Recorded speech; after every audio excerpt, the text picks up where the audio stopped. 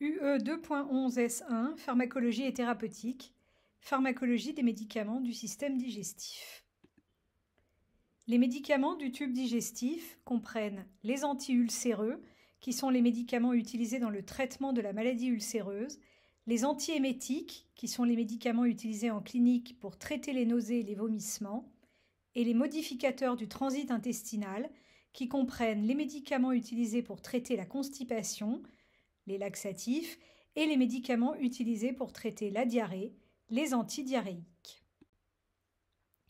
Voyons tout d'abord les anti-ulcéreux.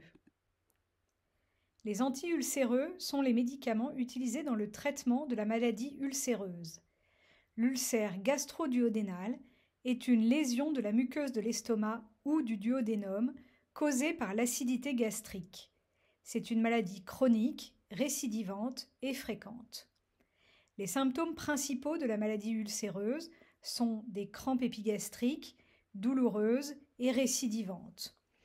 Ces principales complications sont une hémorragie digestive, c'est-à-dire que du sang va s'écouler à l'intérieur du tube digestif, ou une perforation complète de la paroi du tube digestif, ce qui constitue une urgence médicale. La bactérie Helicobacter pylori est responsable de nombreux cas d'ulcères gastriques et duodénaux. D'un point de vue physiopathologique, la muqueuse de l'estomac contient des cellules appelées cellules pariétales qui fabriquent un liquide très acide avec un pH entre 1 et 3, le suc gastrique, qui est indispensable à la digestion des aliments, et des cellules qui sécrètent du mucus et du bicarbonate qui assurent la protection de la muqueuse de l'estomac et du duodénum vis-à-vis de l'acidité du suc gastrique. Lorsque ce système de protection ne joue pas correctement son rôle, ou lorsque les sécrétions acides augmentent, cet équilibre est rompu. Le suc gastrique très acide va alors agresser la muqueuse petit à petit, ce qui aboutit progressivement à la formation d'un ulcère. Les anti-ulcéreux, donc les médicaments de la maladie ulcéreuse, comprennent les inhibiteurs de la pompe à protons, aussi appelés IPP, les inhibiteurs des récepteurs H2 de l'histamine, aussi appelés anti-H2, les antiacides et les médicaments protecteurs de la muqueuse gastrique, notamment les pansements gastro-intestinaux. La sécrétion de suc gastrique très acide dans l'estomac par les cellules pariétales est régulée par de nombreux facteurs, parmi lesquels une enzyme, la pompe à protons, et des récepteurs membranaires, les récepteurs H2 à l'histamine. Les inhibiteurs de la pompe à protons, ou IPP, sont des médicaments anti-ulcéreux qui vont bloquer le fonctionnement de la pompe à protons en se fixant de manière covalente et irréversible sur l'enzyme.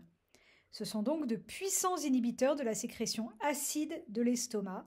Ils entraînent une diminution de la sécrétion acide de plus de 90%. Leur effet est maximal après 3 à 4 jours de traitement, le délai nécessaire pour que toutes les pompes à protons des cellules pariétales soient inhibées. Ils sont faciles à reconnaître car toutes leurs DCI se terminent par prazole, par exemple oméprazole, lansoprazole, pantoprazole.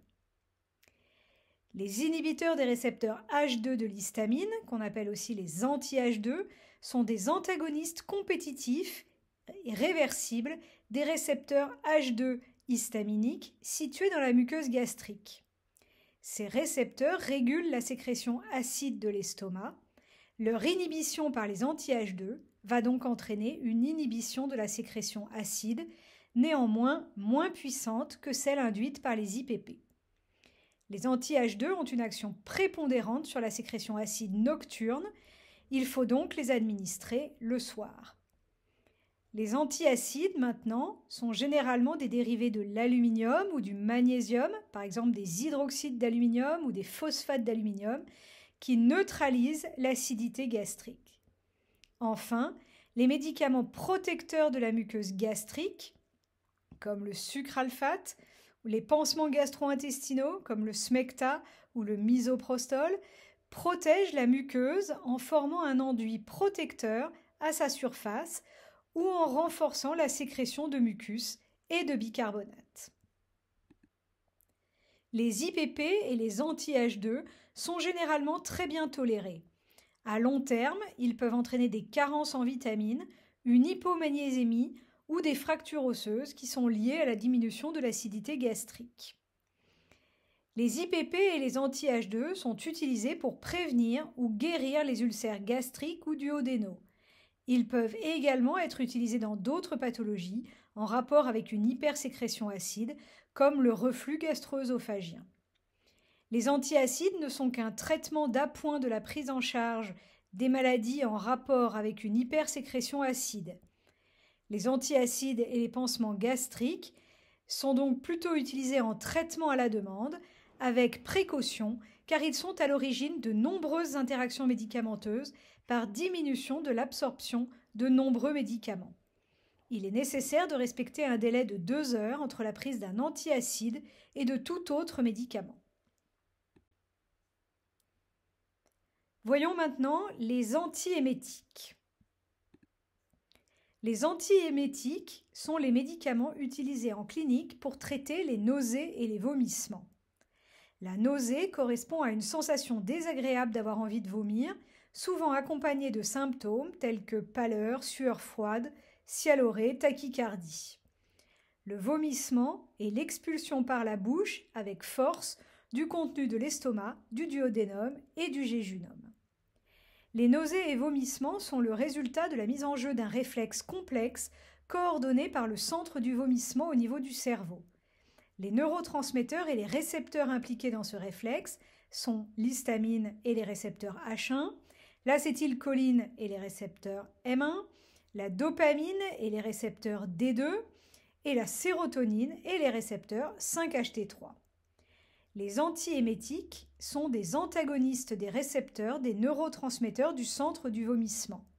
On distingue donc plusieurs catégories d'antiémétiques. Tout d'abord, les antagonistes 5-HT3, aussi appelés cétrons, qui sont des antagonistes des récepteurs 5-HT3 de la sérotonine. Ce sont des antiémétiques très puissants avec une durée d'action prolongée. On retrouve par exemple le granicétron, l'odancétron ou le palonocétron. Ensuite, les antagonistes D2 sont des antagonistes des récepteurs D2 de la dopamine, par exemple la dompéridone ou le méthoclopramide. Enfin, il existe d'autres antiémétiques qui regroupent notamment les antagonistes histaminiques H1, qui sont des antagonistes des récepteurs H1 de l'histamine, et les antagonistes muscariniques, qui sont des antagonistes des récepteurs M1 de l'acétylcholine, comme par exemple la scopolamine. Tous les antiémétiques peuvent entraîner une somnolence et sont donc à utiliser avec précaution lors de la conduite de véhicule. L'association avec l'alcool majore le risque de somnolence. Les céphalées sont le principal effet indésirable des cétrons, les antagonistes des récepteurs 5-HT3. Les antiémétiques antagonistes dopaminergiques peuvent être responsables de syndromes extrapyramidaux comme une rigidité ou une akinésie, ressemblant aux symptômes de la maladie de Parkinson. Aucune surveillance particulière n'est préconisée lors de la prescription d'antiémétiques. Les cétrons antagonistes 5-HT3 sont les antiémétiques les plus efficaces. Ils sont donc indiqués dans la prévention des nausées aiguës et retardées des chimiothérapies et dans les nausées post-opératoires. Les antagonistes dopaminergiques D2, quant à eux, ont une efficacité modérée dans toutes les formes de nausées. Ils sont donc indiqués plutôt en deuxième intention dans le traitement des nausées et vomissements induits par la chimiothérapie. Les autres antiémétiques, c'est-à-dire les antihistaminiques H1 et les antagonistes muscariniques, sont indiqués dans la prévention du mal des transports. Pour finir, nous allons voir les modificateurs du transit intestinal. Les médicaments modificateurs du transit intestinal sont les médicaments utilisés pour traiter la constipation, c'est-à-dire les laxatifs, et pour traiter la diarrhée, c'est-à-dire les antidiarrhéiques. La constipation est définie comme un nombre de défécations inférieur à 3 par semaine, même si elle est communément décrite comme une évacuation peu fréquente ou difficile des selles. La constipation peut être induite par des médicaments comme les opiacés par exemple. Dans la plupart des cas, la constipation peut être améliorée par des règles hygiéno-diététiques qui doivent être les premières mesures à conseiller, c'est-à-dire un régime alimentaire riche en fibres pour favoriser le transit intestinal et augmenter le volume fécal. On va conseiller aux patients de manger des céréales, des légumes verts, des fruits, une hydratation obligatoire et on va conseiller aux patients de pratiquer une activité physique. En cas d'échec de ces mesures hygiéno-diététiques, des laxatifs peuvent être utilisés par voie orale, mais aussi en usage local par voie rectale. La diarrhée maintenant est définie par l'émission trop fréquente de sels liquides ou plus molles que les sels habituels. En pratique, on parle de diarrhée quand il y a plus de 3 sels molles ou liquides par jour. On parle de diarrhée aiguë pour des diarrhées d'une durée de moins de 14 jours. Elles sont le plus souvent d'origine bactérienne ou virale. Dans la plupart des cas, la diarrhée aiguë ne justifie pas de traitement pharmacologique. Il faut simplement prévenir les complications telles que la déshydratation, notamment chez le nourrisson et le sujet âgé. En cas de diarrhée aiguë bénigne, des règles hygiéno-diététiques peuvent être conseillées. On recommande aux patients de manger des aliments comme du riz et d'éviter les fruits et les légumes.